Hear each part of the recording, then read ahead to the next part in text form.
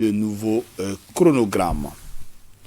L'Office central des stupéfiants, OCS, est à pied d'œuvre pour interpeller ceux qui continuent de consommer bien sûr la chicha, conformément à l'arrêté interministériel signé par 6 départements, dont le ministère de la Sécurité et de la Protection civile, interdisant la chicha au Mali. Ce week-end a été particulièrement chaud pour les récalcitrants. Une trentaine d'interpellations a été opérée par les agents de l'OCS dans une vingtaine de chicha club de la capitale. Saloum Konaté.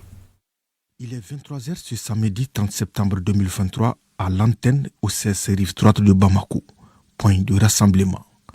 Objectif, sillonner la capitale avec comme mission constater l'effectivité de la mesure d'interdiction de vente de la consommation du chicha. Et c'est là 8 mois après l'entrée en vigueur de la décision. Avant d'embarquer, les consignes sont données par le chef des opérations du jour, le capitaine Abdoulaye Traoré.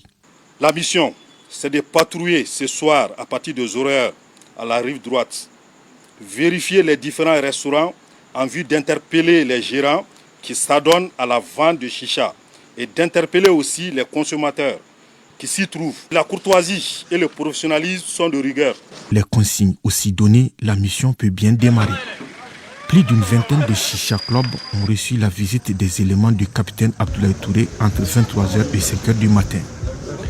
C'est un week-end particulièrement mouvementé car la moisson a été fructueuse.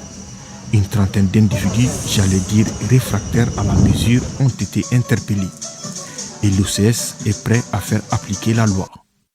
Conformément aux instructions données par les autorités, le directeur de l'Office central des stupéfiants, le colonel-major Fouzine Keita, s'est dit déterminé à mener une lutte implacable contre les hors-la-loi. Pour ce faire, tous les moyens ont été mis à la disposition de l'Office central des stupéfiants par le ministre de la Sécurité et de la Protection civile afin que l'OCS mène à bien ses missions régaliennes. Donc pour la présente patrouille de dissuasion, l'OCS a engagé un gros moyen pour traquer jusqu'à leur dernier retranchement. C'est là qu'ils continuent encore à défier l'arrêté interministériel interdisant l'importation, l'exportation, la distribution, la vente, la consommation et l'usage de la chicha et tout après similaire sur toute l'étendue du territoire national. Cette pression, l'OCS entend maintenir afin de préserver des vies et répondre aussi aux attentes des autorités de la transition. Nous, vraiment, on suit la loi à la lettre et nous ne sommes plus dedans. Et je dirais à toute la jeunesse malienne que les chicha, vraiment, ça fait des ravages et puis qu'on doit stopper de fumer. De Niamakoro à Bako-Djoukoroni, en passant par Yilimadjo, aucun chicha club n'a échappé à la vigilance des agents de l'Office central des stupéfiants. Entre laisser la jeunesse, entre la dépravation des mœurs et la maladie, les autorités de la transition ont vite fait le choix, celui de préserver la santé publique. Donc nous continuons à maintenir la pression jusqu'à ce que les quelques récalcitrants qui continuent encore la pratique abandonnent pour leur grand bonheur. Faut-il le signaler que cette descente était conjointement menée dans toutes les régions du Mali par les antennes OCS, à en croire le porte-parole de l'OCS.